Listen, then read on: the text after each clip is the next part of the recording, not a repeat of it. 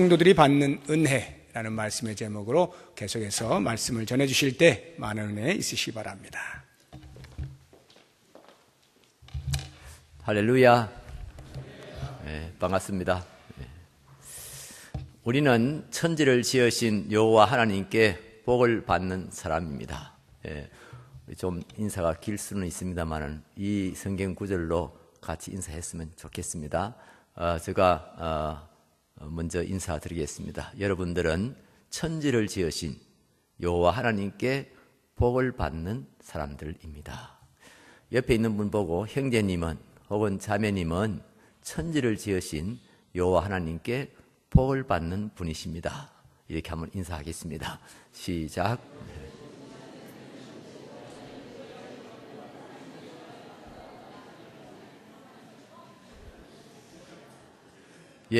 여기 와서 앉아있는 여러분들은 보통 분들이 아닙니다. 저도 보통 사람 아닙니다. 천지를 지으신 우리 여호와 하나님께 복을 받는 사람들입니다. 감히 누가 함부로 할 수 없는, 감히 사탄이 엿볼 수 없는 천지를 지으신 여호와 하나님께 복을 받는 우리들입니다. 늘 하나님 앞에 감사하면서 사는 여러분들 되시기 바랍니다. 그리고 우리가 하나님께 받는 복, 또 지금까지 받아 누리고 있는 이 복이 무엇인가 하는 것을 우리가 다시 한번 기억하자 하는 의미에서 오늘 저녁 말씀을 준비를 했습니다. 이미 우리가 받고 있는 것이고 또 앞으로도 계속 받을 것입니다. 문제는 우리가 이렇게 큰 은혜와 큰 복을 받고 있으면서도 그것을 제대로 알지 못하기 때문에, 또 받고 있으면서도 믿지 않기 때문에 우리가 진짜 우리 마음에 감사가 없고 우리 마음에 감격이 없는 그런 경우가 참 많습니다. 어제 저녁에 제가 설교 마칠 즈음에 여러분들에게 말씀을 강조해서 드렸습니다. 알지 못하기 때문에, 하나님의 은혜를 제대로 알지 못하고 하나님이 우리를 위해서 행하신 그 놀라우신 역사들을 우리가 제대로 경험하고 있지 못하기 때문에 우리 신앙생활에 감격이 없고 열정도 없고요. 건태로워지고요. 그렇잖아요, 여러분. 정말 우리의 마음의 깊은 곳에서부터 감사가 우러나오지 않는 그런 상태에서 신앙생활 하려면 얼마나 힘들어요? 신앙생활은 졸업도 없잖아요. 뭐 수료했다고 수료증 주는 데도 아니잖아요.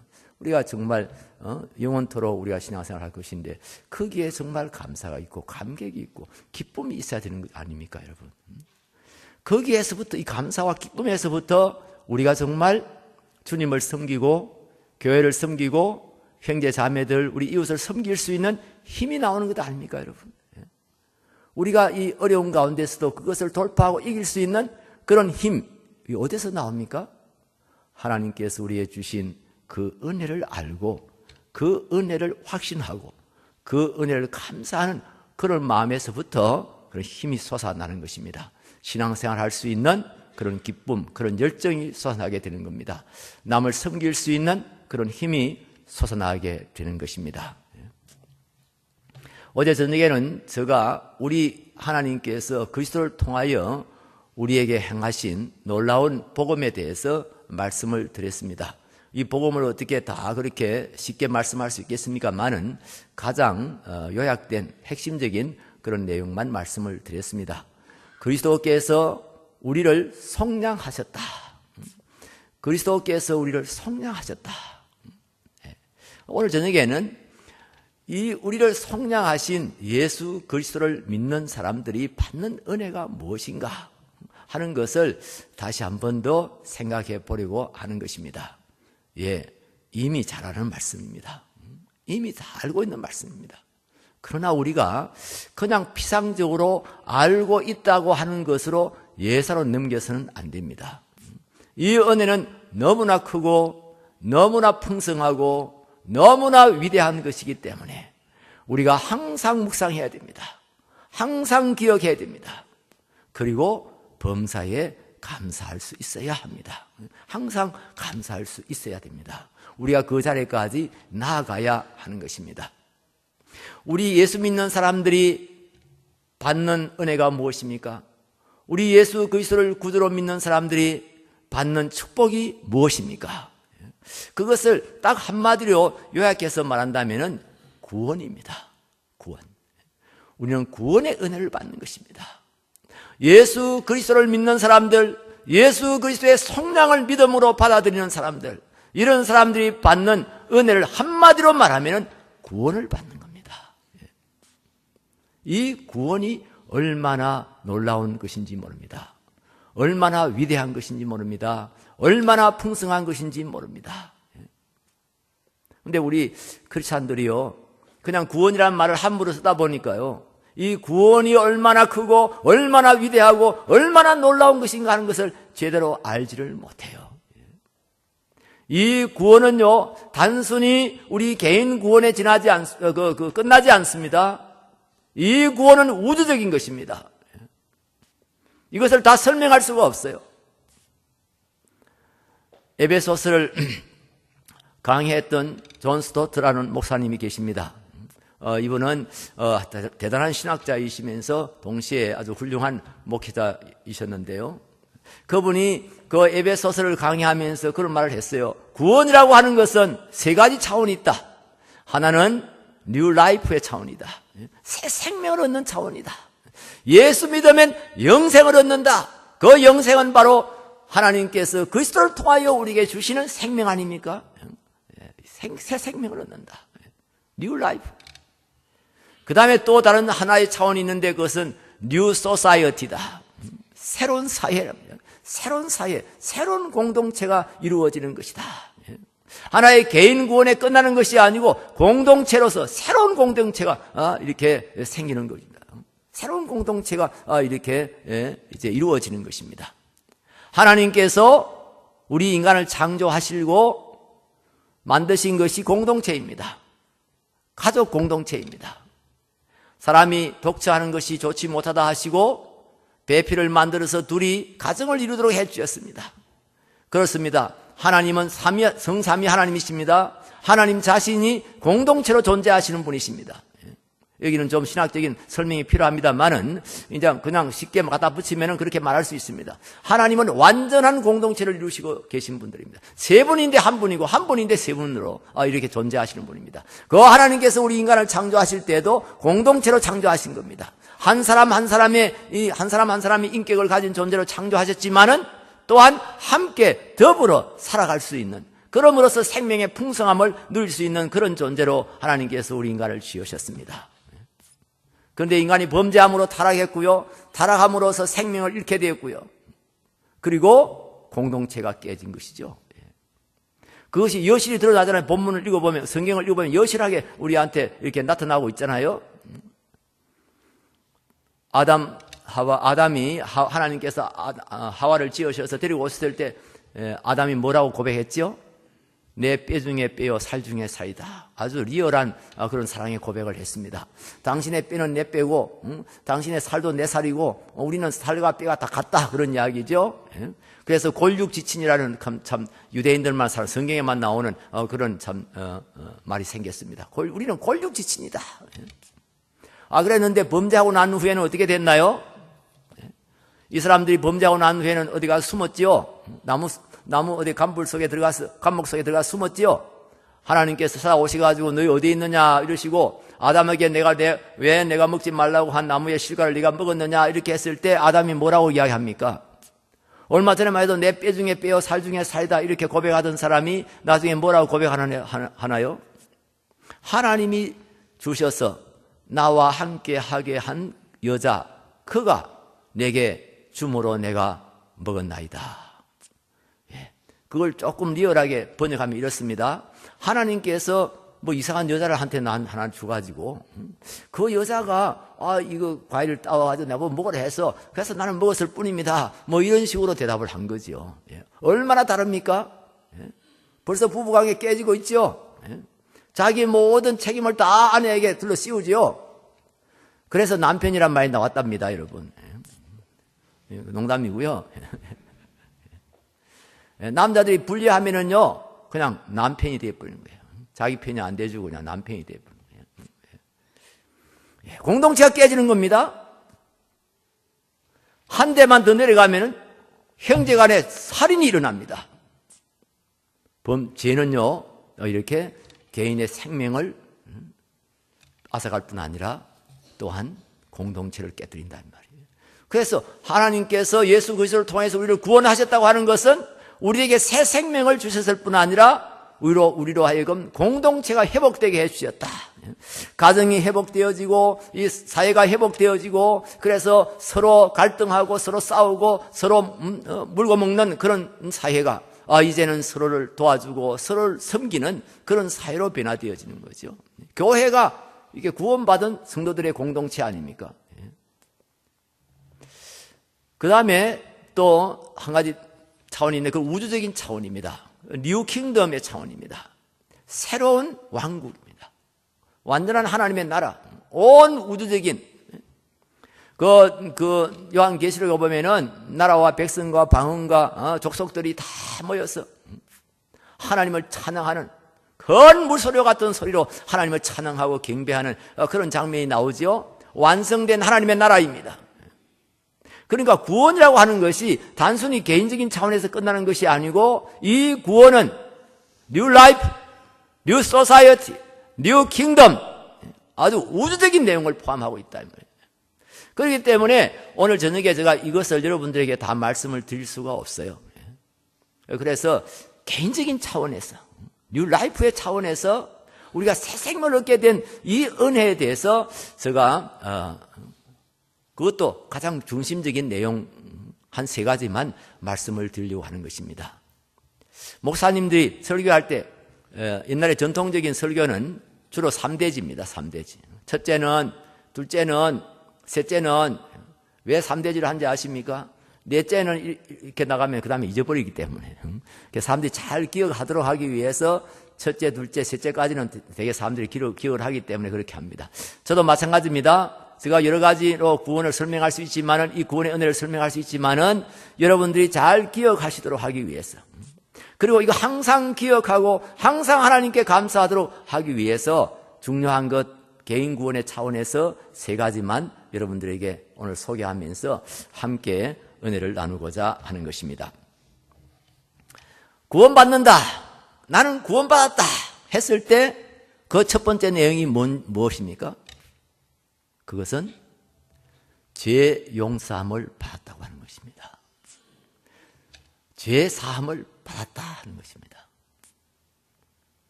요한 1서 1장 9절 말씀, 요한 1서 1장 9절 말씀 우리 같이 읽겠습니다.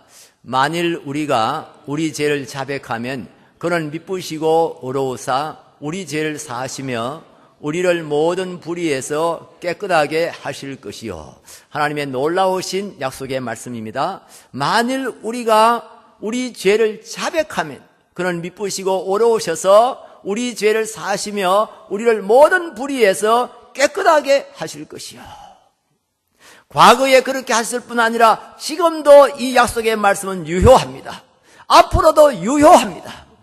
우리가 우리 죄를 깨닫고 우리 하나님 앞에 우리의 죄를 자백하면 그는 미쁘시고 의로우셔서 우리의 죄를 용서해 주신다. 여러분, 용서의 은혜가 얼마나 큰지 아십니까? 용서받는 은혜, 내 죄를 용서받는 이 은혜가 얼마나 큰지 아십니까? 여러분, 이 용서는요, 용서의 은혜는 모든 은혜로 들어가는 대문과 같습니다. 하나님의 은혜의 보좌를 행하여 들어가는 대문과 같습니다. 이 문이 열려야 우리는 하나님의 은혜의 보좌 앞에 들어갈 수 있는 겁니다. 용서받아야 우리가 하나님 앞에 나가서 하나님이 가지고 계신 모든 좋은 것들을 우리가 누릴 수가 있게 되어지는 겁니다. 용서가 참 신통망통한 거예요. 용서하면은요, 분위기가 확 달라져요. 용서하면은 신분이 딱 머리치돼요. 저는 사형제입니다. 저희 이 큰형님 있고, 그 다음에 또 둘째, 셋째 형님 있고, 저는 막내고요. 남자만 사형제입니다. 그런데 큰형님하고 저하고 사이는, 우리 둘째 형님하고 사이는 이렇게 많이, 그 나이 차이가 많아요. 그 차이에 둘이 나서 어릴 때 아예 그냥 죽었다고 그래요. 옛날에는 참 어릴 때 이렇게 죽는 경우가 많았잖아요. 그래서 이렇게 터울이 아주 굉장히 많이 떠 있는데, 그 다음에 저 위에 형하고 그 위에 형하고는 이제 연년생들이고, 2살 혹은 3살 뭐 이런 차이네요. 그러니까 저희 집에는요, 항상 난장판이었습니다. 남자 셋이가 있으니까 이 깽이 됩니다, 여러분. 이 하나 있을 때는 그냥 조용한데, 이 셋이가 모이면, 남자들이 셋이가 모이면은요, 완전히 깽당 같이 돼가지고요, 온갖 사고 다 칩니다. 온갖 뭐 집안이 뭐 수라장이 되고 시끄러울 때가 얼마나 많은지 모릅니다. 주일 되면은 저희들은 9시 예배 주일학교에 갑니다. 시골서요. 그래서 주일학교 마치고, 저희 형님도 이제 물론 같이 가죠. 형님은 그때 벌써 교사였으니까요. 같이 가서 이제 주일학교 예배 마치면은 우리는 이제 집으로 돌아옵니다. 형님은, 큰형님은 이제 어른 예배 또 드려야 되기 때문에 남아있고요. 그러면 집에 오면은 저희 어머니 아버지께서 이제 대예배 참석하시기 위해서 이제 가십니다. 가시면서 저희들에게 늘 부탁하는 말이 있습니다. 오늘은 제발 사고 내지 말고, 우리 경상도 말로는 제작지기지 말고, 저도 뭔 소리인지는 잘 모르겠어요. 하여튼, 제가 번역을 했을 때는 사고 치지 말고, 뭐 또 이렇게, 뭐 하여튼 일 내지 말라는 이야기죠. 제작지기지 말고 집이나 조용히 지켜라. 그렇게 부탁을 하고 가십니다. 그런데 늘 주일마다 그렇게 부탁하시지만은 그 부탁하고 저희들이 노는 거하고는 아무 상관이 없습니다. 어머니, 아버지 교회 가시고 나면은 그 다음에 우리 셋이서 뭐 온갖 놀이를 다 합니다. 온갖 그야말로 제작을 다 즐깁니다. 소를 타겠다고 끌고 나와가지고 마당에다가 소를 세워놓고 그걸 탄다고 막 그렇게 해서 하다가 또 소가 막 도망을 가버린다든지, 또 어떤 때는 막 큰 소는 못하니까 송아지를 탄다고 막 자꾸 이래서 하다가 송아지 안 타다가 막 떨어지고 뭐 하여튼 이래가지고 다치기도 하고 뭐 이런 사고도 치고, 또 어떤 때는 뭐 공놀이 한다고 공 치다가 뭐 장독 큰 장독은 아니지만 조그만 장독도 깨기도 하고, 하여튼 뭐 사고가 연발입니다. 근데 한 번은요, 저희 모니터처럼 저희 집 문 바로 위에, 문설집 위에 이렇게 액자가 하나 걸려 있었어요. 옛날 시골집에 그랬습니다. 우리 저희들 자랄 때는요. 그때는 뭐 사진도 많이 찍지도 않았고, 또 앨범도 뭐 그래서 없었기 때문에 사진 혹시 찍으면은 그걸 이제 액자에다 넣어가지고 동네방네 사람 다 보라고, 저렇게 문 위에다가 이렇게 딱 걸어놨습니다. 거기 이렇게 보면은 저희 할아버지 이제 수연잔치 할 때, 회갑잔치 할 때 그 사진도 들어있고, 또, 우리 형님, 큰형님 그때 벌써 결혼했거든요. 저 초등학교 1학년 때 결혼했습니다. 우리 어머니 몸이 안 좋으셔가지고 일찍 결혼했어요. 하여튼 그 큰형님 결혼할 때 사진도, 결혼 사진도 거기 하나 있고요. 또 우리 삼촌 또 군에 가서 또 이제 모자 쓰고 찍은 그런 사진도 있고요. 하여튼 그런 사진들이 이렇게 몇 가지 이렇게 있습니다. 그런데 여러분이 보시다시피 제가 지금도 이렇게 작은데, 초등학생 때 얼마나 작았겠어요. 이렇게 작아가지고 이게 잘 안 보이거든요. 잘 안 보이니까, 저걸 사진틀을 내려가지고 좀 자세하게 봐야 되겠다. 우리 형수가 그때 얼마나 이뻤는지, 지금보다 더 이뻤는지 하여튼 좀 자세히 보고 싶은 마음에 그걸 사진틀을 떼기로 했어요. 그런데 요즘 같으면 의자들도 많고 뭐 얘기했지만, 그 당시에는 뭐 딛고 올라갈 만한 게 별로 없어가지고, 저희 형님이 엎드리고, 제가 이제 그 등을 타고 올라가가지고, 등을 딛고 올라가가지고, 이걸 떼겠다고 이제 이렇게 하는데, 이게, 우리 보니까 딱 들어 얹혀 있어서 딱 떼었는데, 가운데는 이렇게 묶여 있더라고요. 그래서 그걸 뗀다고 막 이렇게 흔들다가, 형님이 또 움직이고 막 이래가지고, 그냥 제가 그 사진틀을 잡은 채로 그냥 굴렀어요. 그래가지고 마루에서 죽담에서 마당으로 이렇게 굴렀어요. 그런데 정말 하나님께서 보호하셨는지 저는 별로 안 다쳤는데, 사진틀은 어떻게 됐을까요? 사진틀은 박살이 났죠. 그럼 어떻게 해야 될까요? 방법이 없죠. 이제 도망가는 밖에 없죠. 36개밖에 방법이 없죠. 우리 어머니 아버지는 오실 시간이 됐고, 이제 사진틀은 망가져 버렸고, 그래서 그냥 집에 누가 떼가든지 말든지 그냥 우리는 도망을 가버립니다. 도망가면 어디 가겠어요? 동네 빌빌 돌아다니고 정신도 못 먹고 배는 고파 죽겠고 말이에요. 그 해가 뉘엿뉘엿 넘어가려고 그러면은 이제 집으로 돌아올 수밖에 없지요. 그래서 집에 들어왔는데 집에 들어갈 수가 있습니까? 뒤에서 이렇게 앞에 그 산이문 밖에 이렇게 망을 보지요. 그때 여름이라서 그런지 어머니 아버지께서 또 일찍 이제 저녁 예배 가시려고 밥을 좀 일찍 잡습니다.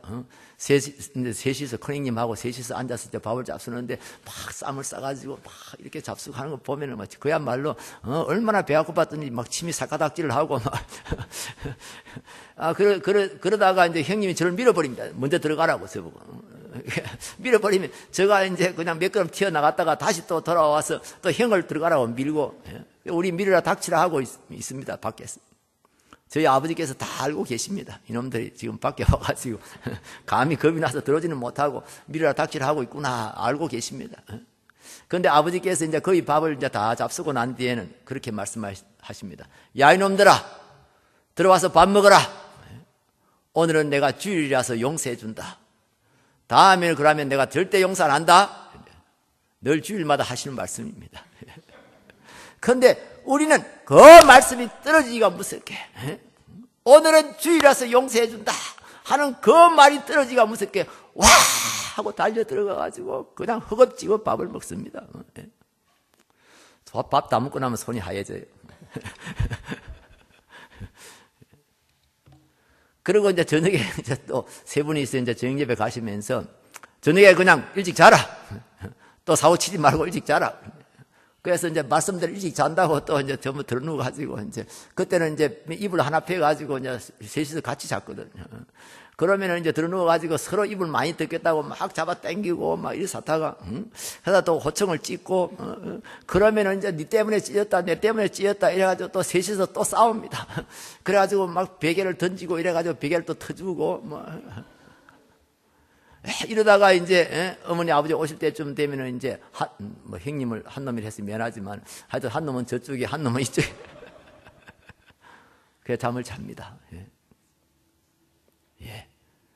지금 제가 그걸 생각해 보면은요, 용서라는 것이 얼마나 놀라운 것인가. 예? 예. 아버지가 용서해 준다. 들어와서 밥 먹어라. 예? 그렇습니다. 예? 우리 아버지 어머니가 좋은 밥도 해놨지요, 따뜻한 집도 있지요, 모든 좋은 거 다 가지고 있습니다. 그런데 우리가 죄를 짓고 도망을 했지요. 감히 아버지 아버지 감히 나갈 수가 없어서 숨었지요. 그런데 아버지께서 용서해 주셨습니다. 야, 이놈들아, 들어와서 밥 먹어라. 오늘은 주일이라서 내가 용서해 준다. 제가 한참 후에야 깨달았는데 우리 아버지는 굉장히 복음적이셨어요. 오늘은 주일이라서 용서해 준다는 겁니다. 여러분, 주일은 속죄일입니다. 그래서 제가요, 우리 교회에서 목회할 때요, 주일날은 절대로 아이들에게 벌 주지 마라. 설사 크게 잘못한 것이 있어도 주일날에는 절대로 벌 주지 말라. 주일은 속죄일이다. 자기는 교회 가서 막 속죄함 주에서 내 죄를 속해 찬송 부르고 와가지고 막 자기 아들 좀 잘못했다고 막 신경질 내고 고함 지르고 벌을 주고 이게 무슨 뭐냐 이거지요. 1만 달란트 빚진 자 용서받고 와가지고 막 100달란트 빚진 자를 막 목을 잡고 막 감옥에 쳐넣는다고 그러고 그 행식 아닙니까 여러분? 저희 아버지께서는 주일날 저희들에게 벌을 준 일이 없습니다. 주일날 저희들을 때리다든지 뭐 야단치다든지 그런 일이 없었습니다. 오늘은 주일이라서 용서해 준다. 여러분들도 한번 그거 써먹어 보시기 바랍니다. 아이들에게 오늘은 내가 주일이라서 용서해 준다. 그래서 어릴 때부터 예수님 덕 좀 보며 살도록. 주일은 속죄일입니다. 우리가 잘못한 건 많지만은 주님 앞에 나가서 우리 죄를 자백하고 우리가 우리의 죄를 자백하면 주님은 미쁘시고 어려우셔서 우리를 용서해 주실 뿐 아니라 우리를 깨끗하게 해 주십니다.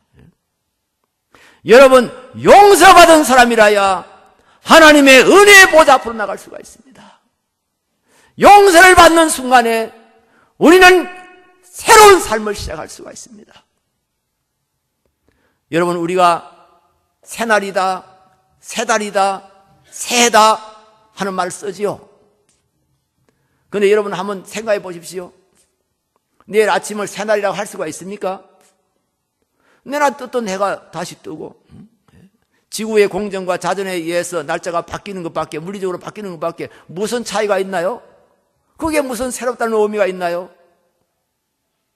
여러분, 새날이 있고요, 새해가 있는 것은 하나님의 용서가 있기 때문입니다. 할렐루야. 어제 우리가 잘못했다 하더라도 하나님께서 우리를 용서해 주셔서 우리가 새로운 삶을 시작할 수 있도록 다시 우리를 스타트 라인에 세워주시기 때문에 새날이 있는 거예요. 새가 있는 거예요. 예, 이 시간의 실존적인 의미를 처음 발견한 사람이 어거스틴이잖아요. 아리스토텔레스가 말하는 시간, 그 시간 자체가 뭐 그렇게 의미가 있는 것이냐? 지구의 공전과 자전에 의해서 이루어지는 이 시간이라는 것이 뭐 그렇게 의미가 있는 것이냐 말이에요. 지구의 자전과 태양의 공전에 의해서 만들어지는 이 시간이 그렇게 의미 있는 것이라면, 그러면 다람쥐가 쳇바퀴 돌리는 그 시간은 그건 의미가 없느냐 말이에요. 뭐 그런 식으로 이야기했던 사람이 어거스틴이에요. 시간이 의미가 있는 것은 거기에 영혼이 있기 때문이고, 거기에 하나님의 경륜이 있기 때문이고, 거기에 하나님의 은혜가 있기 때문이라고 하는 것을 발견한 사람이 어거스틴이라는 사람이에요. 시간에 주어지는 하나님의 은혜가 무엇입니까? 우리에게 다시 새로운 채널을 열어주는 것 아닙니까? 어제까지 실패했다 할지라도 오늘 다시 시작할 수 있도록 우리에게 기회를 주시고 우리에게 새로운 채널을 열어주시는 그런 의미가 있기 때문에 시간이 중요한 것이고, 새날 새해가 의미 있게 우리에게 다가오는 것이다, 이 말씀입니다. 많은 사람들이요, 아니 저도 그랬어요. 저도 깨닫기 전에는 그랬어요. 용서받은 은혜가 얼마나 큰 은혜인지 모르는 거예요. 왜 그런 줄 아십니까? 자기의 죄를 심상하게 생각해서 그래요. 예사로 생각해서 그래요. 죄 짓는 것을 예사로 생각해서 그래요. 죄의 결과가 얼마나 무섭다는 것을 알지 못해서 그래요. 그리고 자기 자신을 제대로 몰라서 그래요. 많은 사람들이 저도 그랬어요. 나 정도면은 괜찮아, 어느 정도 괜찮은 사람 아니냐, 이 정도면 뭐 괜찮은 사람 아니냐. 그래서 아주 잔인한 저 IS 사람들이나 아주 진짜 못돼 먹은 인간들, 아주 저 도둑놈들, 저 성폭행하는 놈들, 그런 사람들 진짜 나쁜 사람인 줄 알지, 자기는 그런 사람들과 비교해서는 상당히 괜찮은 사람인 줄 알아요. 여러분, 근본적으로 우리가 아주 악하다고 생각하는 사람들과 우리 사이에 별 차이 없습니다, 여러분. 50보 100보입니다, 여러분. 하나님께서 저 위에서 내다보실 때 무슨 차이가 있겠어요? 무슨 큰 차이가 있겠어요? 여러분이 저를 보면서 깨끗해 보이십니까? 거룩해 보이십니까? 여러분이 저를 제대로 다 못 보기 때문에 그런 거예요. 저 속을 여러분은 모르시잖아요. 못 보잖아요. 저의 과거를 모르시잖아요. 하나님은 다 알고 계십니다. 하나님께서 어제 저녁에 여러분들이 뭘 하다가 왔는지, 지난 여름에 어떤 범죄를 했는지 다 알고 계십니다. 우리의 마음들은 다 치우쳐 있고요, 부패하고 타락되어져 있습니다. 이런 우리를 하나님께서 예수 그리스도 안에서 용서해 주신 겁니다. 과거에도 용서해 주셨고 오늘도 용서해 주신 겁니다. 용서를 받은 사람들이기 때문에 우리는 새롭게 우리의 삶을 시작할 수가 있는 것입니다. 우리가 죄를 짓고, 죄를 지었다, 뭐 그렇게까지 그렇지만 하여튼 우리가 제작을 지기 위해서 사고를 치고 도망을 갔다가 아버지가 오늘은 용서해 준다, 그 한마디에 그냥 어머니가 해놓은 밥, 어머니가 해놓은 맛있는 반찬들, 그 우리 아버지 집, 우리 어머니 아버지가 만들어 놓은 모든 이불, 방 다 우리께 되는 거 아니에요?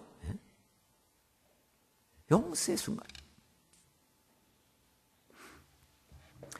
제가 잠실 중앙교회 있을 때는 그때 IMF 때예요. 우리 교회 다니시는 성도님 한 분 계셨는데 큰 회사의 회장님이었습니다. 그 부인은 이제 신앙이 참 좋으신 분이었는데 이 회장님은 그냥 세례만 받았어요. 제가 열심히 전도를 해가지고 일단 세례를 받고 교회는 빠지지 않고 잘 나오시는 그런 분이신데 IMF 때 부도가 났어요. 아주 크게 부도가 났어요. 근데 물론 IMF라고 하는 그런 엄청난 참 재난 때문에 어쩔 수 없이 낸 부도라고도 할 수 있지만은 이분은 그래도 고의성이 상당히 많았다는 것이 이제 드러나가지고요. 그러니까 뻔히 알면서도 부도를 낸 거예요. 그것도 부도 낸 액수가 뭐 어마어마한 액수였기 때문에 그냥 바로 구속이 됐어요. 그래서 구속이 됐을 때 저도 놀라고 다들 놀라가지고 제가 우리 교회 그때 변호사도 있고 판사도 있고 해가지고 제가 물어봤어요. 이 정도 되면은 어느 정도 실행을 살 것 같습니까? 지금 IMF 때라서 아마 좀 감안을 해주리라고 생각하는데 실행은 안 살겠지요. 제가 이렇게 우리 변호사님들에게 물어봤더니 이분들이 하여튼 자세히는 모르지만은 고의성이 있기 때문에 구속이 된 것이고 또 액수가 크기 때문에 아무래도 1년 정도는 실행을 살지 않을까 그렇게 생각한다 하더라고요. 그 회사에도 법무팀이 있기 때문에 법무팀들도 그런 정도로 이야기했다고 그래요. 아마 6개월 내지 1년은 실행을 살아야 될 것 같다. 여러분, 부도난 회사의 회장이 사장이 감옥에서 1년쯤 있으면 그 회사 어떻게 될까요? 끝난 거죠. 끝난 거죠. 대부분의 회사가 그렇다고 볼 때요.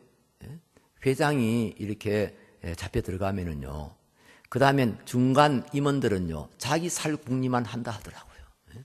어떻게 했든지 자기 책임면하고 어떻게 했든지 자기가 좀 뭔가 이렇게 좀 이래도 자기가 먹고 나중에 이제 그냥 회사가 망하더라도 자기는 먹고 살 무슨 도리를 이렇게 다 하기 때문에 하려고 하기 때문에 회사가 꼭 상어떼들이 무슨 고기 시체 뜯어먹듯이 그렇게 회사를 만들어 버린다 하더라고요.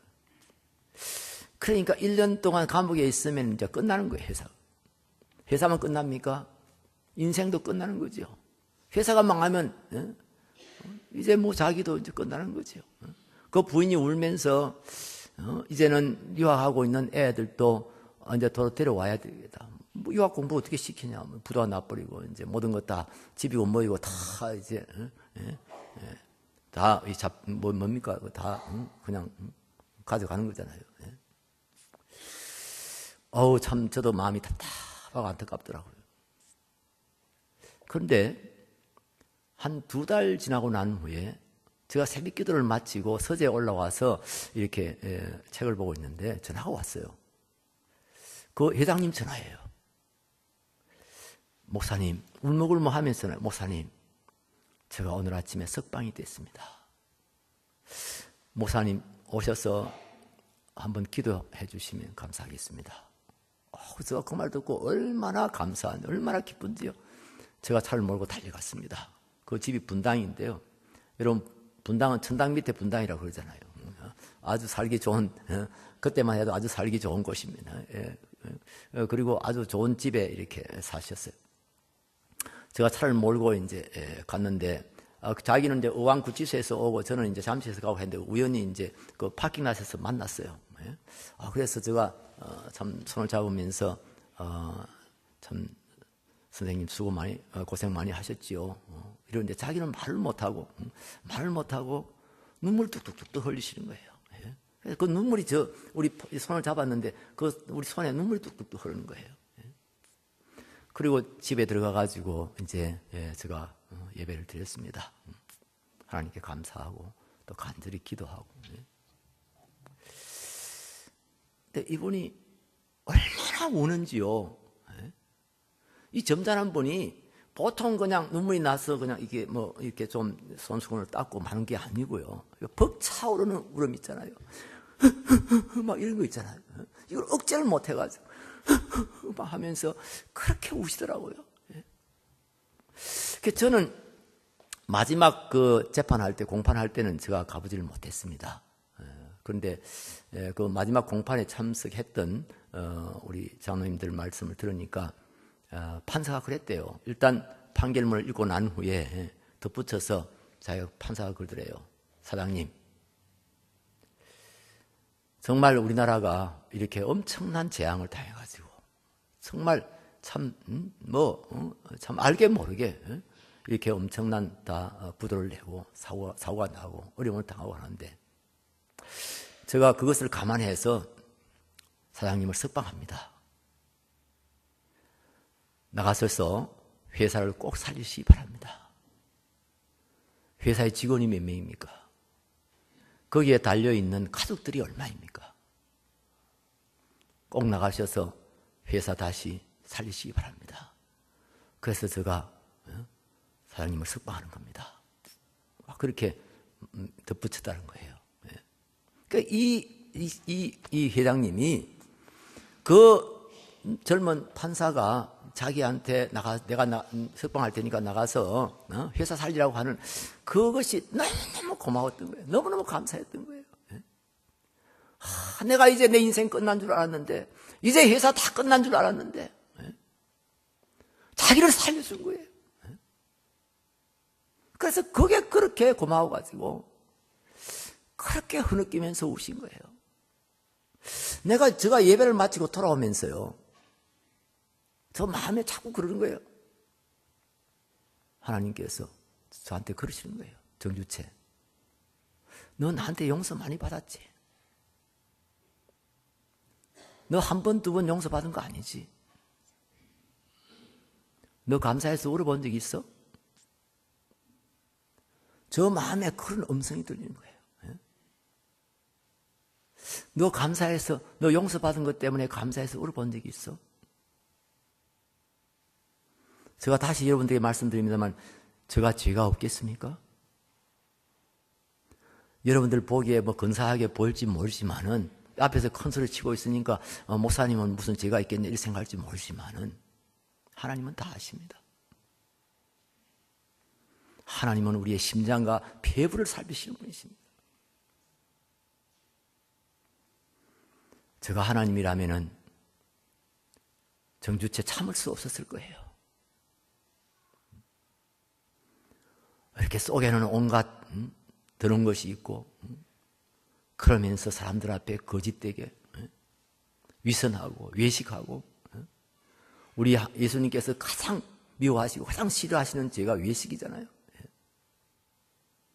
여러분, 성직자들에게 가장 많은 죄가 무슨 죄일까요? 저는 그렇게 생각합니다. 외식의 죄다. 마틴 로이드 존스 목사님의 제가 강의 설교집을 읽으면서 거기서도 마틴 존스 목사님도 그런 이야기 하고 있더라고요.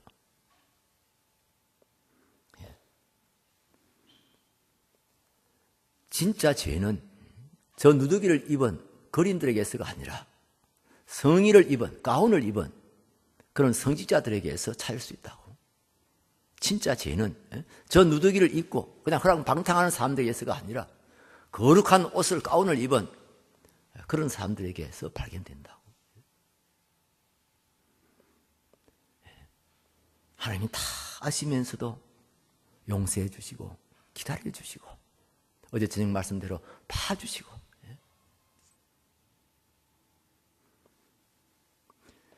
어떤 사모님 그랬다 하잖아요. 목사님이 설교하기, 예배 드리기 전에 아마 한판 했는 모양이죠. 사모님하고 목사님하고. 그리고 예배 안 드릴 수 있습니까? 싸웠다고 목사가 설교 안 할 수 있습니까, 여러분? 그 앞에 나가서 막 목사님이 또 환한 얼굴로 막 이렇게 거룩한 말씀을 하고 있으니까 얼마나 사모님이 뒤에서 화가 났던지. 뒤에서 그랬다 하잖아요. 마리사! 막 이랬다. 자기도 모르게 고함을 질렀다고 그러잖아요. 제가 그걸 압니다.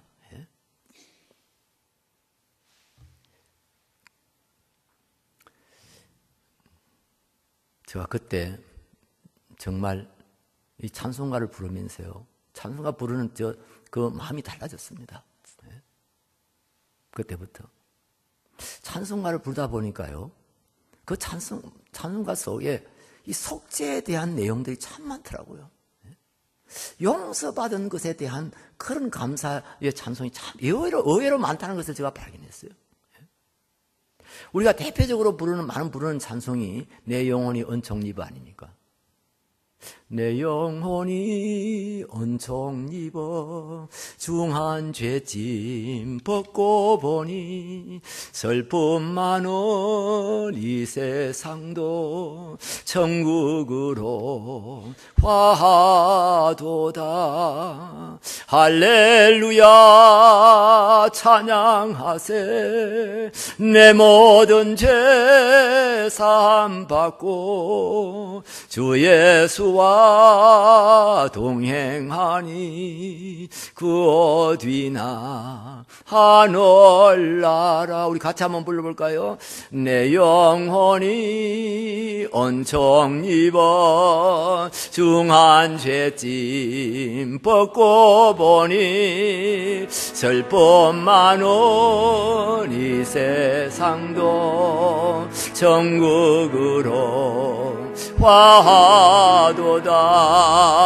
할렐루야 찬양하세. 내 모든 죄 사함 받고 주 예수와 동행하니 그 어디나 하늘나라. 날 위하여 십자가에 중한 고통 받으사 대신 죽은 주 예수의 사랑하신 은혜여. 보배로운 피를 흘려 영영 죽을 죄에서 구속함을 받은 우리 어찌 찬양 안 할까. 나 같은 죄인 살리신 주 은혜 놀라워.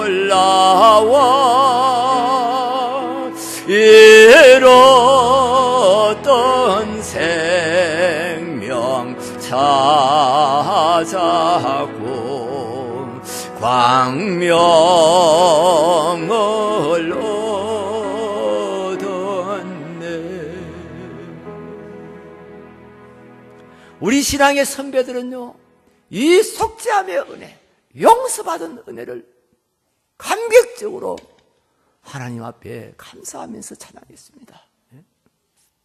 속죄함, 속죄함, 주 예수 내 죄를 속했네. 할렐루야, 할렐루야. 우리는 죄를 많이 짓고 살면서도, 우리 선배들보다 훨씬 더 악한 생활을 하면서도 이 모든 죄를 용서해 주신 우리 하나님에 대해서 감사할 줄 몰라요.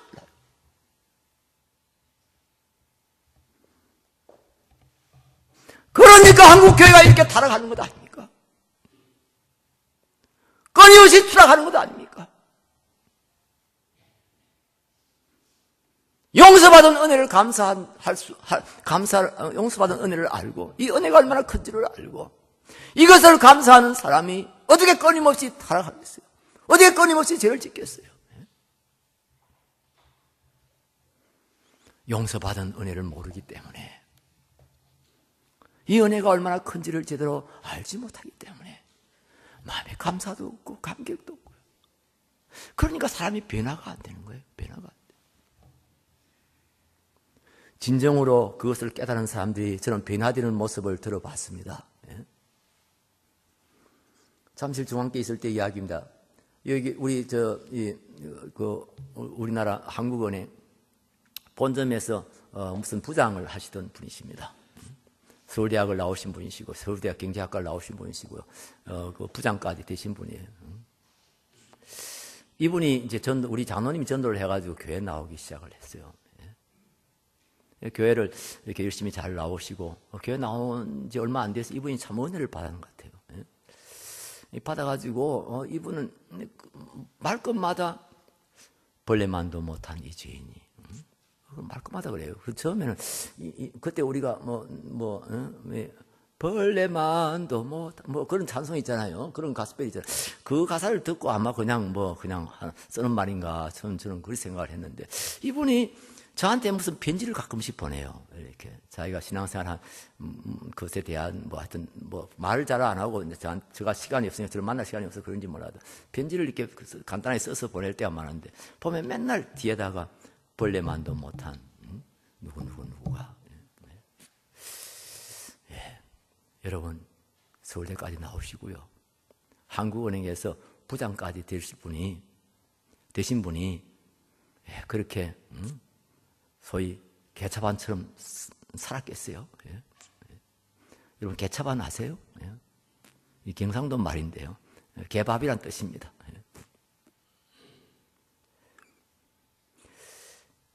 그분이 깨닫고 나니까, 예수 믿고 난 후에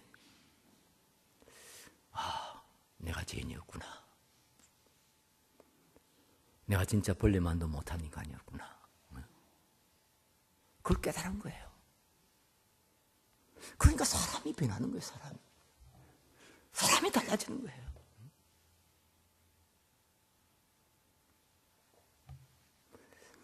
저희 사촌 형님, 고종 사촌 형님입니다. 몇 해 전에 별세하셨는데요, 장수하시다가 98세에 별세를 하셨는데요, 우리 그 사촌 형님이 젊을 때 아주 진짜 개차반이었어요. 진짜 타락하고 방탕하고요. 우리 고모님 얼마나 애를 먹이는지 몰라요. 제가 직접 보지는 않았습니다만 하여튼 우리 어머니 아버지 말씀에 의하면은 엄청나게 우리 고모님 애를 먹이고, 우리 고모님 일찍 예수를 잘 믿으신 어른이셨는데, 그 아들이 허랑방탕하니까요, 가서 싸우고 술 먹고 그냥 개판 치고 그냥 심지어 남의 그 도둑질까지 하고 싸워가지고 그냥 자기도 터지고 상대방 터지고 이래가지고 고소를 당하고 하여튼 그런 일들이 비일비재하게 일어나고 그랬어요. 그래서 저희 아버지의 생질이잖아요. 아버지를 예삼촌이라고 하니까, 야 이놈아, 네가 언제까지 네가 이러고 살겠냐? 너가 엄마를 좀 생각해봐라. 너가 엄마 저러다 죽겠다. 너가 엄마를 위해서라도 너 엄마를 살리기 위해서라도 네가 회개해야 되지. 이러면서 나무라기도 하시고 교회 나오라고 이제 야단도 하시고 그런 것은 제가 알아요. 그런데 이 형님이 진짜 40을 넘으면서 이제 교회를 나오기 시작한 거예요. 교회 나와 어머니 기도 때문에 그랬는지 교회를 나오고 얼마 안 돼서 이 양반이 그냥 헷가닥 변한 거예요. 그래가지고 정말 회개하고 나 말끔히 그동안에 그렇게 참 깡패같이 살았던 삶을 딱 청산하고요, 깔끔하게 예수 믿기 시작한 거예요. 그래서 이제 세례받고 또 시골이다 보니까 이제 얼마 안 돼서 세례받은 지 한 1, 2년 정도밖에 안 됐는데 집사가 됐어요. 집사로 임명을 받았어요. 그 시골에서는 집사 되면은 이제 기도할 때가 많습니다. 교인들도 숫자도 얼마 안 되고 하니까 이제 수요일날 저녁에 기도하든지 주일날 저녁에 기도하든지, 이제 낮에는 주로 장로님들이 하지만 저녁에는 주로 이제 집사님들이 하시는데, 처음으로 이제 기도를 하게 됐어요, 이분이. 그런데 제가 아버지한테 들은 이야기예요. 뭐라고 기도를 하냐면, 원색적으로, 아까 목사님 원색적으로 했다. 이 양반이 진짜 원색적으로 기도를 한 거예요. 하나님 아버지, 이 개자식이 왔습니다.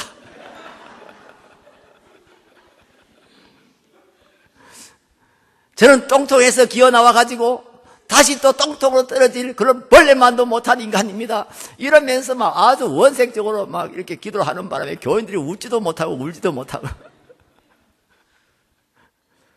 저희 아버지 예배 마치고 나는데, 야, 이놈아. 니 혼자 기도할 때는 그렇게 하지. 무슨 공중 기도를 하면서 개자식이니, 벌레니, 무슨 똥통이니, 그런 소리 하냐고 이렇게 아버지가 야단쳤다고. 이분이요, 믿음이 들어가니까. 이 개자식 같은 인간, 하나님께서 용서해 주시고 구원해 주셨다는 것 때문에 자기는 그 가슴에서 터져 나오는 그야말로 원색적인 회개, 원색적인 고백이에요. 우리 장로님 중에도 그런 분이 있어요. 이분은 제가 잠시에 있을 때 이제 예수 믿기 시작했는데요. 예수 믿기 전까지 내가 그런 이야기는 안 하려고 그럽니다. 남의 동네 이야기 안 하려고 그럽니다. 하여튼, 남자들이 못된 짓 하는 거 많잖아요. 하여튼 그렇게 해서 부인을 얼마나 애를 먹이는지 부인이요, 정신과 약을 먹지 않고서는 잠을 이룰 수 없을 정도로 그렇게 집에서 애를 먹였던 사람이에요. 그런데 이분이 우리 잠실 중앙교회에 나오더니요, 사람이 해커닥한 거 있죠. 아주 그야말로 사울이 그냥 회개하는 것처럼 해가닥한 거예요. 세례받고 난 뒤에요, 세례 기념으로요, 자기 장기를, 자기 신장 하나를 떼줬습니다. 전혀 알지 못하는 사람에게. 그때 장기 기증 운동을 하는 박진탁 목사님이 오셔서 이제 장기 기증에 대해서 그때 주일날 한번 오후인가 하여튼 그렇게 설교하시고 이랬는데, 뚝 자기가 장기 기증하겠다고 이렇게 한 거예요. 신장 기증하겠다고. 그래서 그냥 기증하겠다고 약속하는 거야. 뭐 아무나도 할 수 있습니까? 그러니까 저도 그때 약속한 게 몇 가지 있고 있는데. 제가 나중에 헌혈을 하러 갔더니 저는 저 같은 사람 피는 안 받는다 하더라고요. 하여튼 피검사 해보고. 하여튼 제가 신장도 나쁘고 그때 간도 나쁘고 그럴 때. 그리고 제가 시신 기증도 하고 눈 각막 기증도 하고 했다는데 모르겠어요. 저 죽을 때 누가 그걸 신고해가지고 또 각막에 떼가도록 만들어야 되겠는데. 하여튼 나는 지금 다들 그렇게 그 정도로 생각했는데, 이 양반은요, 그 다음에 바로 병원에 차여간 겁니다. 차여가지고 내가 신장 기증하려고 하니까, 기증자들, 그걸 받을 사람들이 쫙 줄을 서 있다고 그러대요. 라인이 쫙. 그러니까 즉시 연락이 와가지고 가서 수술했습니다. 지금은 그래도 이 수술이 굉장히 발전돼가지고요, 그 기증하는 사람 그리 고생 안 하는데, 그때만 해도 이 신장 기증하는 사람도 엄청 고생했어요. 그 신장 하나를 떼내기 위해서 여러 가지 기계 장치를 하고, 이러는데, 그것 때문에 이 양반이 고통스러워가지고, 열이 나고 이러니까 그 부인이요, 목사님, 진짜 이래야 되는 거예요. 진짜 이래야 되는 거예요. 왜 당신은 내한테 말도 안 하고 당신 몸을 마음대로 그렇게 남 떼주고. 부인이 나를 원망하다가, 남편을 원망하다가 그런 일도 있었어요. 근데 이분은요, 예수님께서 우리를 살리려고 자기 몸을 다 주셨는데, 아니 신장 하나 떼주는 거 가지고 뭐 이렇게 야단을 하냐고 말이야. 진짜 한 번도 보지 못했던, 그냥 전혀 모르는 사람에게 그냥 자기 신장 딱 떼주, 그거 자기가 예수 믿은 기념으로 그렇게 했어요. 정말 은혜를 깨달은 거예요. 정말 벌레만도 못한 나를 하나님께서 용서해 주시고 나를 당신의 자녀로 삼아주셨다고 하는 이 감사, 이 은혜를 받고 나니까 사람이 이렇게 변하는 거예요.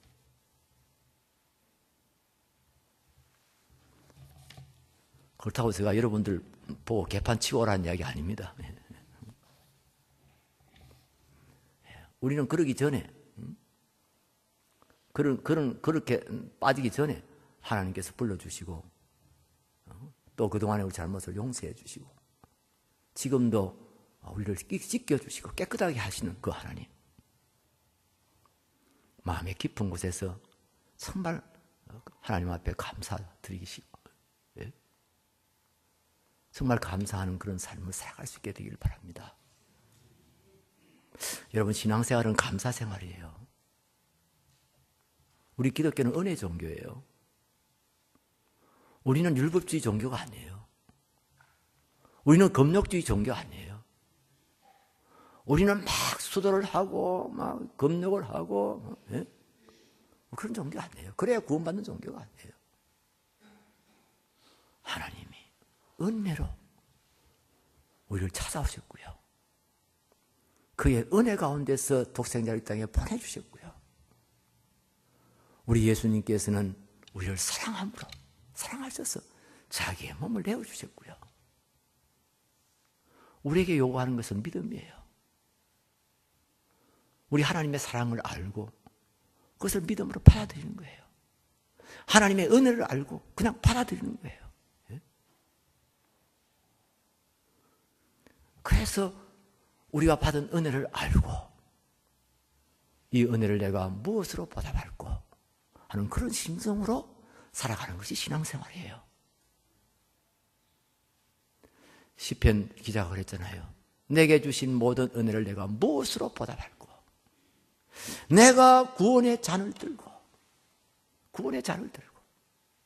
내가 구원받은 이 기쁨, 내가 구원받은 이 은혜에 대한 잔을 들고 내가 하나님께 서원한 그 서원을 내가 갚겠다. 그게 신앙생활이에요. 감사가 없는 사람 신앙이 없다는 말이에요. 감사가 없는 신앙이 없다는 이야기예요. 뭐 다른 사람 보고 판단할 건 없어요. 저 사람 감사생활 안 하는 거야 신앙이. 그렇게 남 보고 할 이야기 안 해요. 여러분 자신을 살펴보세요. 마음에 진짜 감사가 있습니까? 하나님의 은혜에 대한 감사가 있습니까? 감사가 있을 때 그게 믿음이에요.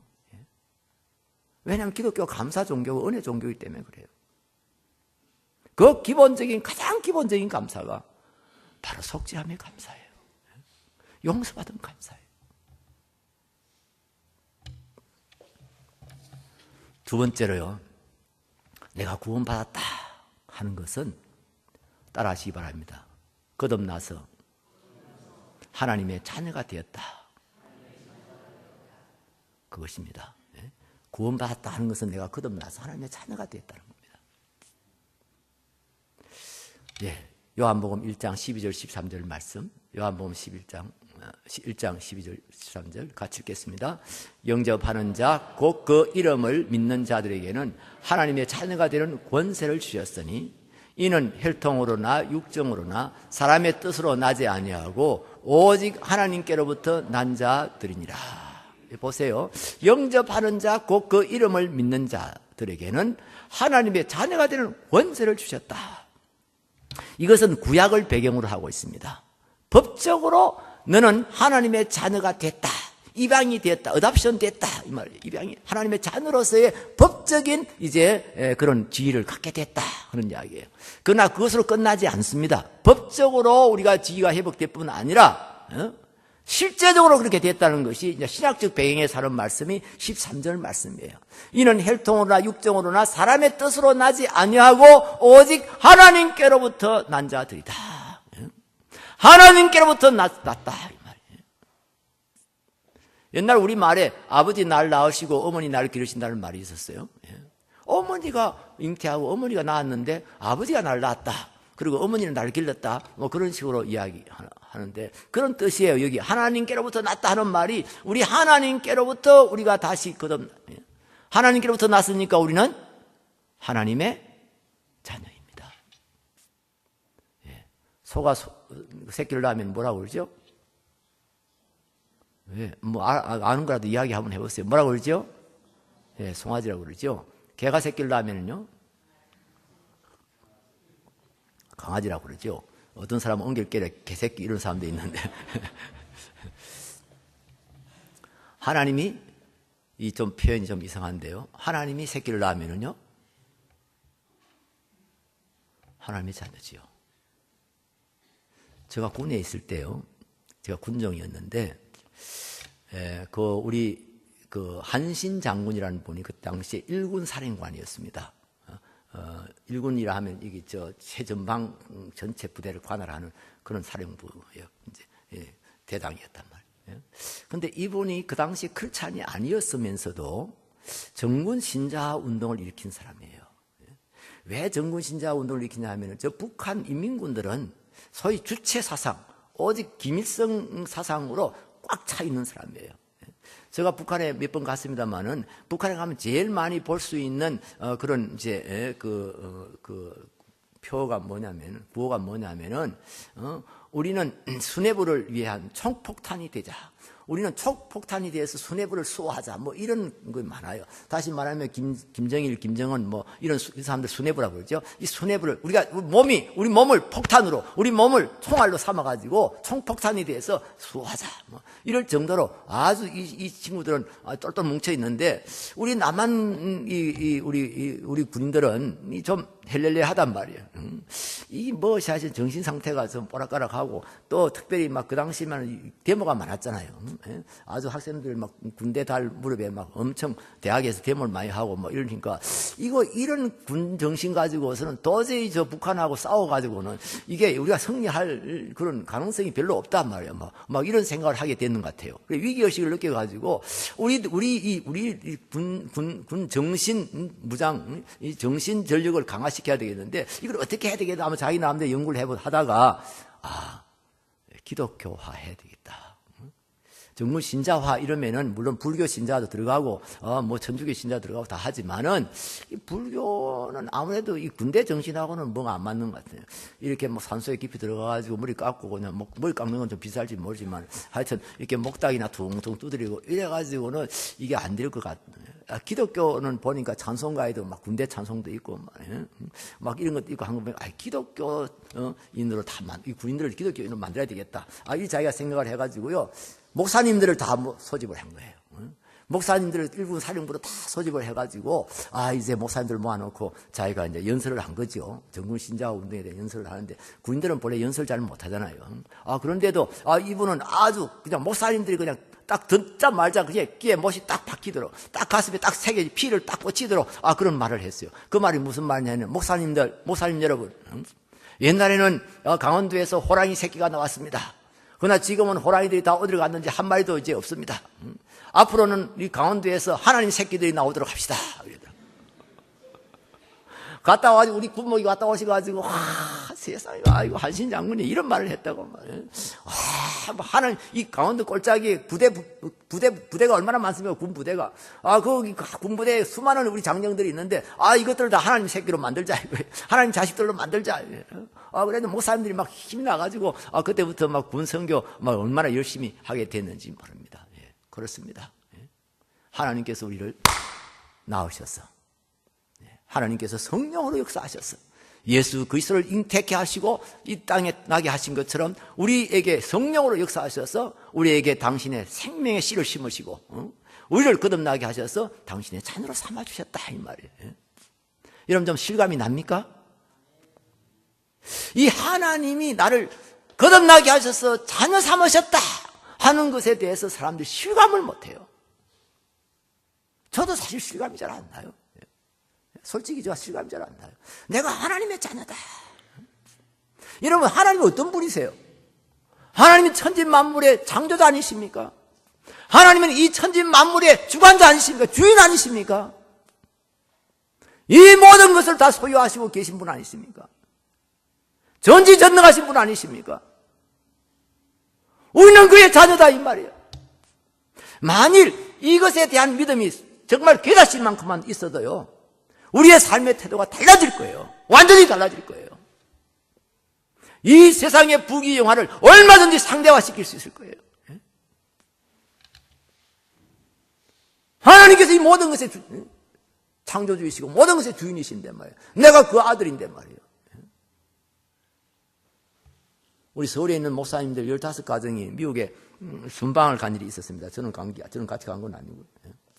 그 교회 뭐 일로 크릭 교회도 가보고 뭐 무슨 세들백 교회도 가보고 이러면서 이제 목회 어떻게 하는지 그것도 보고 가서 세미나도 하고 뭐 이러면서 순방을 하다가 또 순방하면서 또 관광도 했다고 해요. 그래 나이아가라에 갔답니다. 나이아가라에 갔더니요. 여러분 혹시 가보셨는지 몰라도 진짜 대단하죠. 나이아가라 진짜 막 바다가 쏟아져 내리는 것 같아요. 와 바다가 쏟아져 내리는. 저도 막 그냥 입만 딱 벌릴 뿐이에요. 그런데 우리 목사님들이 그 나이아가라 폭포를 탁 바라보면서 어떤 목사님이 막 자기도 모르게 막 손을 치게 들고 막 와 우리 하나님 아버지 멋있다 이랬대. 그랬더니 그 미국 신사가 한 분이요. 아이고 안녕하세요 한국에서 오셨군요. 뭐 이러면서 이제 한국말 유창하게 하면서 이제 인사를 하는 거예요.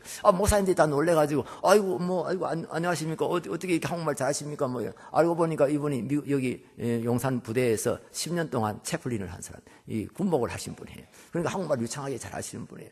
그래서 막 반갑게 인사를 하고 그 목사님께서 오늘 저녁에 여러분 다른 도시로 이동하지 않으면은 우리 도시에서 말 이렇게 잠을 자게 되신다면은 저녁에 우리 교회에 초청하겠다고 말이에요. 아이고, 목사님들이 이렇게 많이 오셨는데, 제가 우리 교회 초청해서 저녁 식사를 대접을 하겠다고. 그리고 오늘 저녁 우리 교회에 선교 기도회가 있는데, 우리 목사님들이 그 기도회에 참석해 주시면 정말 감사하겠다고. 그래서, 아이고, 목사님들도 뭐 그날 저녁을 먹어야 되니까, 가서 그 목사님 교회 초청받아 가가지고 30명이 그냥 목사님 그 교회 뜰 앞에서 막 이렇게 바비큐도 하고 뭐라 잘, 이제, 얻어 잡섰어요. 대접을 받았어요. 그리고 그날 저녁에 이제 선교 기도회가 있는데, 목사님이 피곤하실 테니까 내가 길게는 안 하겠다고, 이러면서. 그러나 이제 여러분들이 이렇게 15분이나 한국 목사님들이 오셨으니까, 여러분 중에 한 분이, 이렇게 설교해 주시면 좋겠다. 이제 그렇게 하면서 아예 지정을 하는 거예요. 아까 손을 들고, 와, 우리 하나님 아버지 멋있다 하는 그 목사님께서 좀 설교해 주시라고. 내가 통역을 할 테니까, 설교하시라고. 그래가지고 이제 설교하려고 올라갔습니다. 그래서 설교 직전에 이제 목사님 우리 강 목사님 절 소개하듯이 이제 그 목사님 소개하는데, 이분이 뭐라고 소개하느냐면, 오늘은 한국에서 아주 대단한 분이 오셨다고. 바로 이 나이아가라 폭포 주인의 아드님이 오셨다고. 예. 그렇습니다. 우리가 이 나이아가라 폭포 주인의 아들들입니다. 나이아가라는 멀리 있으니까 실감이 안 날지 모르지요. 이 부평동 뒷산이 있습니까? 저 인천 바다, 저 백두산, 우리 아버지 겁니다. 우리는 그 아들이니까 우리 것이라 그렇게 말할 수 있죠? 아이들이 저 아버지 집을 갔다 우리 집 그러잖아요. 여러분, 우리 다 그러잖아요. 우리 집이라고, 우리 집. 우리 엄마, 우리 아빠, 우리 집. 어머니, 아버지 걸 다 우리 거라고 그러잖아요. 자기 거라고 그러잖아요. 예. 믿습니까? 그런데 제가요, 이 목회하면서요, 우리 교인들한테 많이 쏘갔어요. 교인들도 뭐 혹시 저한테 쏘은 게 있는지는 모르지만은, 이게 뭐 특별한 게 쏘은 게 아니고요. 저는요, 교인들이 진짜 하나님하고 친한 줄 알았어요. 말끝마다 막 아버지 사고요. 예? 기도하다가도 막히면은요, 하나님 아버지 하나님 막 이러면서 계속 반복하고 이래서 되게 아버지하고 친하구나. 그런 생각했는데, 무슨 일이 생기니까요. 별일이 없을 때는, 평안할 때는 아버지 막 사타가요. 무슨 일이 좀 생기니까요. 무슨 시련을 당하니까요. 딱 아버지하고 어절한 사람처럼요. 진짜 자기는 아무 믿을 사람이 없는 것처럼요. 고민하고 걱정하고 염려하고 잠을 못 자고. 막 우울증에 걸리고요. 막 죽느니 사느니 소리를 하고요. 정말 제가 진짜 쏘은 거예요. 하나님하고 되게 친한 줄 알았는데 전혀 그렇지 않은 거예요. 여러분 어떠세요? 별일 없을 때는 아버지 하나님 아버지 많이 찾았지요? 왜 시련이 오고 어려움이 당하면 진짜 아버지가 필요할 때는 아버지가 어절하세요? 왜 혼자 방구석에 들어앉아가지고 고민하고 잠을 못 자고 우울증 약을 먹어야 되고 왜 그래요, 여러분? 진짜 믿는 겁니까? 하나님 아버지를 진짜 믿는 겁니까, 여러분? 여러분 자신들을 한번 솔직하게 반성해 보시기 바랍니다. 우리 예수 믿는 사람들요, 사는 거 보면은요, 안 믿는 사람들은 아무 차이가 없어요. 뭐 도덕적인 의미의 차이가 없다는 말이 아니고요. 안 믿는 사람들도요, 뭐 좋은 거 좀 생기면은 막 좋아서 막, 천지신명에게 감사하고, 뭐 좀 어려운 일이 생기면 막 죽는지 사는지 막 고민하고 걱정하고. 여러분 어떠세요? 우리 교인들도 보면은요, 어려운 일이 생기면은 그냥 뭐 어쩔 줄 모르고, 자기 인생 자기가 다 책임져야 될 것만큼, 그 무거운 짐을 지고, 진짜 하나님을 아버지로 믿는 사람이 얼마나 있는가, 막 이런 생각이 들 때가 있어요. 우리가 구원받았다는 것은요, 거듭나서 하나님의 자녀가 됐다는 것입니다. 영접하는 자, 곧 그 이름을 믿는 자들에게는 하나님의 자녀가 되는 권세를 주셨으니 이는 혈통으로나 육정으로나 사람의 뜻으로 나지 아니하고 하나님께로서, 오직 하나님께로서 난 자들이니라. 아멘. 세 번째로요, 우리가 구원받았다고 하는 것은, 우리가 구원의 은혜를 받았다고 하는 것은 우리가 영생을 얻었다는 것이고, 우리가 영원히 거하게 될 하나님의 나라를 기업으로 받았다는 것입니다. 내가 영생을 얻었고 내가 영원히 살 하나님의 나라가 기업으로 주어졌다 하는 것입니다. 믿습니까? 요한복음 5장 24절 말씀, 요한복음 5장 24절 같이 읽겠습니다. 내가 진실로 진실로 너희에게 이르노니 내 말을 듣고 또 나 보내신 이를 믿는 자는 영생을 얻었고 심판에 이르지 아니하나니 사망에서 생명으로 옮겼느니라. 우리는 아멘을 뒤에 하는데 우리 예수님께서는 중요한 말씀하실 때 아멘을 빨리 먼저 하세요. 아멘, 아멘. 진실로 진실로 하는 말이 아멘이란 말이에요. 아멘, 아멘. 너희에게 이르노니 내 말을 듣고 또 나 보내신 자를 믿는 자는 뭘 얻었고요? 영생을 얻었고 심판에 이르지 아니하나니 이 사망에서부터 생명으로 옮겼다. 이렇게 아주 분명하게 말씀하세요. 앞으로 영생을 얻을 것이다가 아니고요. 영생을 얻었고 심판에 이르지 아니하나니 사망에서 생명으로 옮겼다.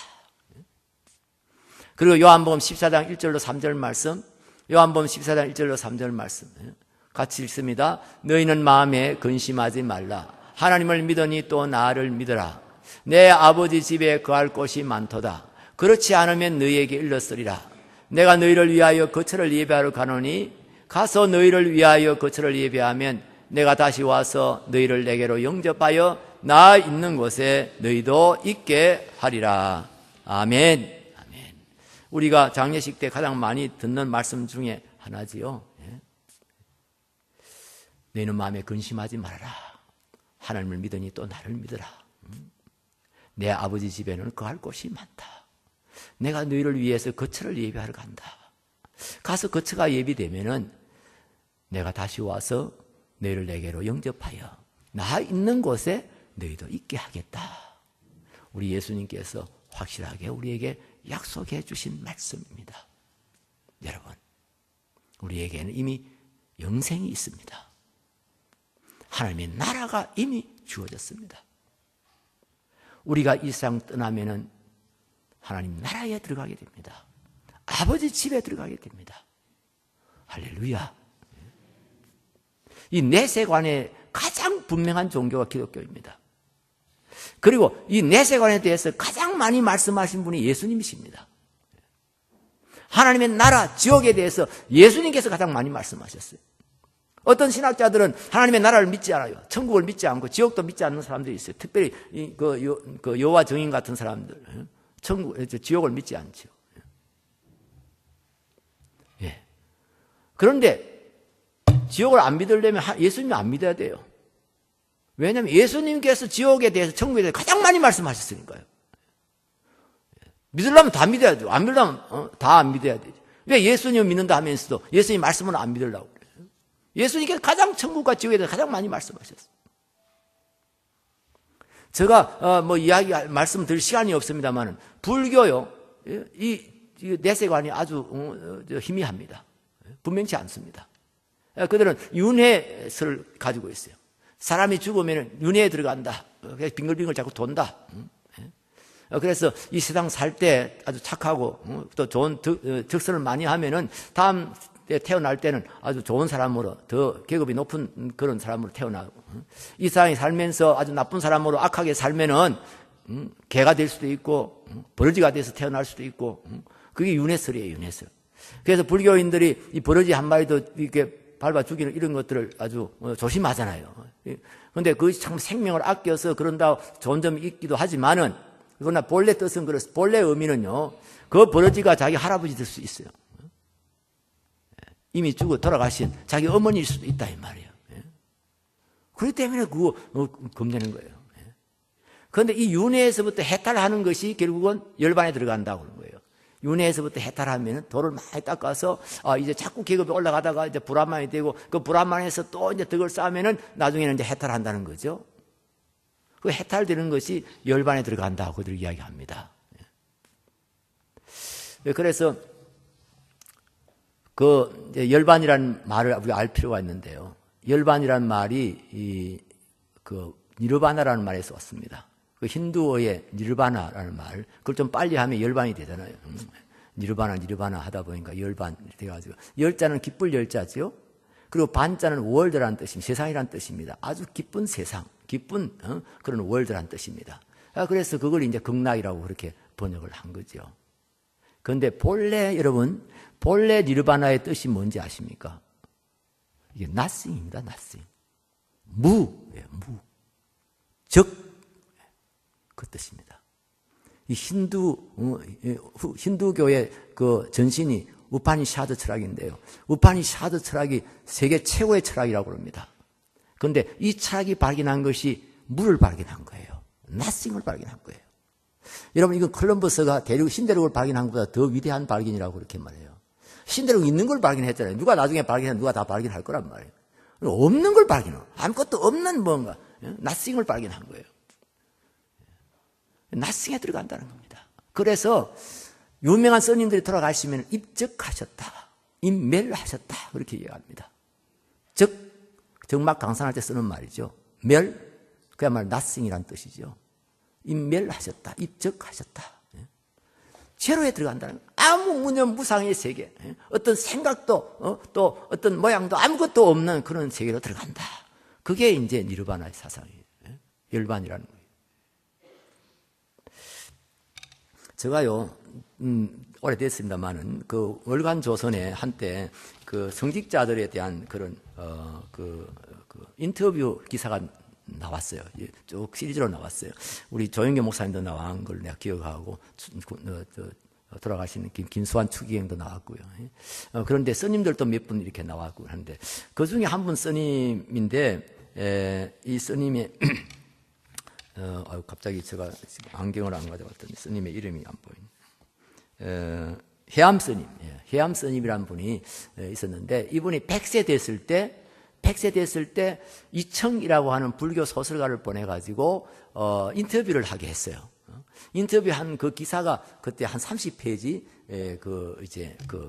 월간조선에 나온 적이 있는데요. 그 스님들이 하는 말씀들은 이렇게 뭔 소리인지 잘 못 알아요. 선문답한다 그런 말 있잖아요. 무슨 소리인지 잘 모르겠어. 하도 고상한 말씀들이라서. 그런데 쭉 읽다 보니 중간에는 전혀 그냥 뭐 두 번 생각할 것도 없는 그런 인터뷰 내용이 나왔어요. 그래서 제가 그것도 너무 또 놀래가지고요. 제가 그걸 그때 카피를 해놨는 건데요. 그게 그 카피 내용이 그렇습니다. 이분은 해암 스님은 그 덕숭산이라고 하는 산이 충청도에 있습니다. 그 충청도에 수덕사라는 큰 절이 있어요. 거기에 조실이었습니다. 조실은 공적인 그런 직함은 아니고요. 그 절에서 제일 어른을 가리켰으니 조실이라고 그러는데, 수덕사의 조실이었던 이 해암 스님이 100세 되던 생일 때 이제 인터뷰를 한 거예요. 그래서 다른 인터뷰 쭉 나오다가 이분이 그런 이야기 합니다. 그 인터뷰 하는 분이 이청 씨가 그렇게 이야기합니다. 스님, 사람이 죽으면 어디로 갈까요? 제가 그대로 이 카피를 해놓은 겁니다. 어디로 갈까요? 이랬더니, 글쎄, 그게 문제라. 온 곳을 모르니 갈 곳을 누가 아나. 스님, 죄송한 말씀이지만은 지금 스님 연세가 100세인데요. 건강 보니까 앞으로도 더 오래 사시겠습니다만은, 사실은 한 해 후에 돌아가셨어요. 101세 때 돌아가셨는데, 사시겠습니다만은, 스님은 그러면 일상 떠나시면 어디로 가십니까? 아직 몰라서 연구 중이네. 대답이 그렇습니다. 그러니까 이청 씨가 또 묻습니다. 그러면 망공 스님은 어디로 가셨을까요? 망공 스님은 어디로 갔을까요? 이런 물으니까 이 양반이, 야, 이 사람아, 내가 갈 곳도 모르는데 망공이 어디 갔는지 누가 아나? 망공 스님은 해암 스님의 스승이었습니다. 선배고 스승이었습니다.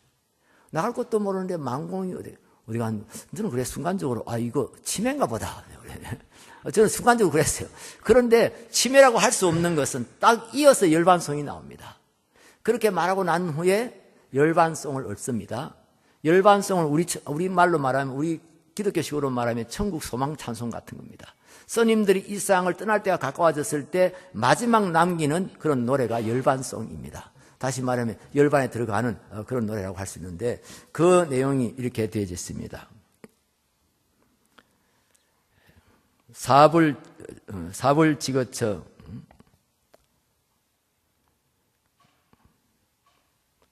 생불지레처 사불지거처 운변탈토 향하지 나길기영 공자명. 저도 모릅니다. 무슨 소리인지. 번역이 이렇게 되어 있어요. 살아서 온 곳을 모르고 죽어서 가는 곳을 모른다. 구름 밖으로 달아난 토끼 어디로 갔는지 누가 아는가. 저문날 주림매 홀로 운다. 살아서 온 곳을 모르고 죽어서 가는 곳을 모른다. 구름 밖으로 달아난 토끼, 이건 이제 먼저 죽은 사람들을 말합니다. 먼저 이 세상을 떠난 사람들 어디로 갔는지 누가 아나.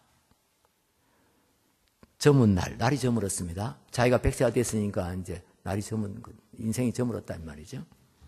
줄인 매가 사냥을 못해가지고 배가 고픕니다. 자기가 이제 날은 저물었는데 자기가 아직 도를 깨닫지 못해가지고 아직 어디로 가는지를 모른다는 거죠. 이제 세상 떠날 때가 됐는데 어디로 가는지 모르겠어요. 그래서 자기가 굶주려 있다는 뜻입니다. 이 굶주려 있는 자기 신체가 그렇다는 거예요. 그래서 홀로 나무 사풍이 우는 나무가지에 홀로 앉아서 울고 있다는 뜻입니다. 나중에 이청씨가요, 작년인가 재작년인가 조선일보에도 나왔고 중앙일보에도 인터뷰가 나왔는데 그분이 불교 소설가입니다. 자기 말로는 이 세상에서 제일 유명하다는 모든 스님들 자기 인터뷰 안 한 사람이 없다고 그래요. 소설을 30편이나 쓰신 분입니다. 불교 소설을 30편이나 쓰신 분입니다. 이분이 조선일보에서 그리고 중앙일보에서 한 달 차이로 인터뷰가 나왔는데요. 뭐라 한지 아십니까? 불교에는 지옥이나 극락이 없다. 그런데 왜 스님들이 극락이 있는 것처럼 가르치느냐?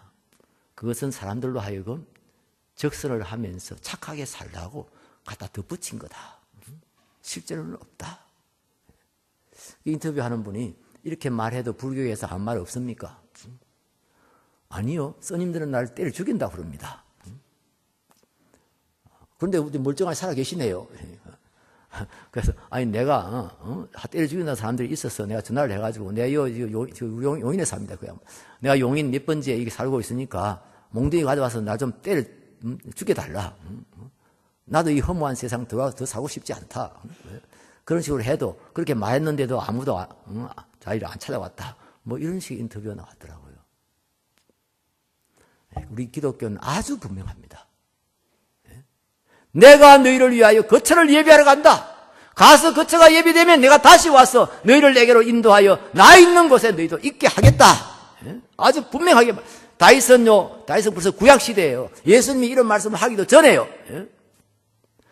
우리 하나님의 선하심과 인자하심이 반드시 나를 따르리니. 그렇게 하고 난 뒤에 내가 아버지 집에 영원히 거하리로다. 내가 살아있는 동안에는 하나님의 선하심과 인자하심이 언제나 나와 함께 하시다가 내가 이 세상 떠날 때는 나는 아버지 집에서 영원히 살 것이다. 할렐루야. 예수 믿는 자들이 받는 놀라운 은혜입니다. 놀라운 축복입니다. 하나님의 나라를 우리에게 기업으로 주신 겁니다. 우리가 예수님 믿고 예수님 따라가면 우리는 천국에 이르게 됩니다. 우리 예수님, 하나님의 아들 예수님만 잘 따라가면 됩니다. 예수님 믿고 따라가면은 우리는 아버지 집에, 우리 예수님의 아버지, 곧 우리의 아버지 집에 우리가 이르게 됩니다. 제가 신학교 다닐 때, 그때 신학교, 지금은 천안에 있습니다만 제가 다닐 때는 저 부산의 송도에 있었습니다. 송도에 그 아주 바람 많이 부는 집에 아주 막 창문으로 막 바람이 싹싹 들어오는, 잉잉 하면 들어오는 그런 기숙사에 제가 살고 있을 때입니다. 그때 이제 주말이 되면은 다 자기 집에 갑니다. 자기 교회 가고 집에 가고 하는데 저는 갈 수가 없습니다. 저는 어제 말씀드린 대로 경남 하동군 고전면 고하리라고 하는 곳에서 아주 시골 백촌에 사는데 지금은 2시간 만이면 갑니다만 그때는 우리 고향에서 부산 오는데 하루 걸렸습니다. 아침 첫 차 타고요. 일찍 먹고 첫 차 타고 부산에 오면 부산에 되게 9시 반 부산 찐역에 내렸습니다. 진주까지 와가지고요. 진주에서 저 목포에서 오는 그 기차를 기다리다가 오면은 그거 타고 이제 어디 가서 한번 쉬면은 떠날 줄 모르는 기차였습니다. 그래서 저는 기차가 뭐 이렇게 그 무슨 이 기운으로 가는 뭡니까? 그래서 기차가 아니고 길어서 기차도 아니고 저는 기가 막히게 기다리는 차라고 해서 제가 기차라고 부릅니다. 저는. 하여튼 그거 타고 부산에 오면은 9시 반이나 되면 거기서 이제 걸어서 혹은 또 버스 타고 송도까지 가면은 밤 12시 됩니다. 그러니까 고향에 갈 수가 없어요. 그래서 늘 그 기숙사에 쓸쓸한 데서 제가 이제 주말을 지내는데 하루는 동네에 있는 친구가 이번 주말에는 자기 집에 가자 하더라고요. 아이고, 저는 두말할 것 없이 좋지 하고 따라갔습니다. 저 집에 갔더니요, 문이 잠겨 있어요. 대문이 잠겨 있어요. 그냥 그때는 아파트가 아니고 그냥 이렇게 문으로 일반 주택 문이었는데 대문이 잠겨 들어갈 수가 있습니까? 지금 같으면 전화해가지고 엄마 열쇠 어디에 있어? 우리 지금 왔는데 문이 잠겨서 못 들어가고 있어. 빨리 와 이러면 엄마가 올 수도 있는데 그때는 그런 것도 없고 하니까 들어갈 수가 없어서 좀 주저주저 하다가 결국은 담을 넘었지요. 내가 받쳐주고 지가 이제 담을 넘고 들어가가지고 그 다음에 대문을 열고 들어갔더니 또 현관문이 잠겨 있네요. 또 들어갈 수가 없었어. 그 다음에 이제 집을 뺑뺑 돌면서 우리가 열려라 참깨 뭐 이렇게 하면서 이렇게 창문을 막 이렇게 혹시라도 안 잠긴 창문이 있는가 마침 창문이 안 잠긴 게 하나 있어가지고 또 그리 또 타고 넘어가가지고 그래서 이제 문을 열고 들어갔어요. 들어가가지고 둘이서 이제 그때 뭐 라면을 끓여 먹었는지 그때 라면이 있었는지 없는지 모르겠으면 하여튼 식은밥을 먹었는지 모르겠으면 가서 이제 좀 먹고 그 다음에 이제 잠을 자고 있는데 어머니가 오신 거예요.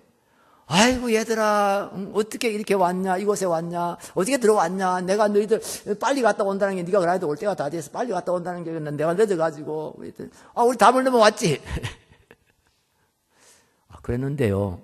우리 친구가 이거 제 친구 주체예요 이러니까 네가 주체구나 우리 아들이 네 이야기를 많이 하더니 잘 왔다 아이고 정말 잘 왔다 이러면서 그날 저녁에 엄청 음식도 잘 해주시고요. 아이고 정말 저 친구 자기 아들 따라왔다고 막 엄청 대접이 좋았어요. 제가 그때도 하나 깨달았어요. 친구 따라오니까 아들 따라오니까 담을 넘어도 환영받는구나. 여러분 만일 저 혼자 담을 넘어서 어떻게 될까요? 저 혼자 그 창문을 기어 들어가가지고, 만일 거기서 막 밥 먹고 막 자고 했으면 어찌 될까요? 당장 경찰서 친구 돼가지고 붙들려 갔겠지요. 여러분, 아드님 따라가면 됩니다. 내가 부족해도, 나는 부족해도, 우리 예수님 따라가면, 예수님 믿고 예수님 따라가면 아버지 집에 이르게 됩니다. 예수님 잘 믿으시기 바랍니다. 예수님 잘 따라가시기 바랍니다. 그리고 오늘 제가 말씀드린 거 우리 뻔히 아는 내용이지만 제가 여러분들에게 숙제를 드립니다. 교회 나오실 때는 무조건 머리 숙이고 하나님 감사합니다. 나의 죄를 용서해 주신 것 감사합니다. 나를 자녀로 삼아 주신 것 감사합니다. 나에게 영생을 주시고 천국을 주신 것을 감사합니다. 그 기도는 앞으로 절대 빼지 마시기 바랍니다. 그냥 주문 외우듯이 하세요. 우리 교인들 감사합니다 하는데 그거 신용 못 하겠어요. 말로는 감사합니다, 범사에 감사합니다 샀는데 진짜 뭐가 감사하냐 물으면 한 가지도 제대로 답을 못 해요. 그냥 싸잡아가지고 뭐 감사하다 이러는데 아무리 싸잡았다 하더라도 그래도 뭐 구체적으로 뭔가 감사가 있어야 될 것인데요. 뭐가 감사합니까? 날 구원해 주신 하나님 감사합니다. 이 구원의 은혜보다 큰 감사가, 그 큰 은혜가 어디 있어요? 우리 이 시간 하나님 앞에 감사드리겠습니다. 하나님 나 같은 죄인 용서해 주시고 살려주시고 하나님의 자녀 삼아주셔서 감사합니다. 나 같은 죄인에게 영생을 주시고 하나님 나라를 기업으로 주신 것을 감사합니다. 앞으로 예수님 잘 믿고 예수님 잘 따라 살게 해 주십시오. 우리 같이 한번 기도하겠습니다. 사랑이 많으신 하나님 아버지, 우리에게 주신 이 구원의 은혜를 다시 한번 우리가 기억하고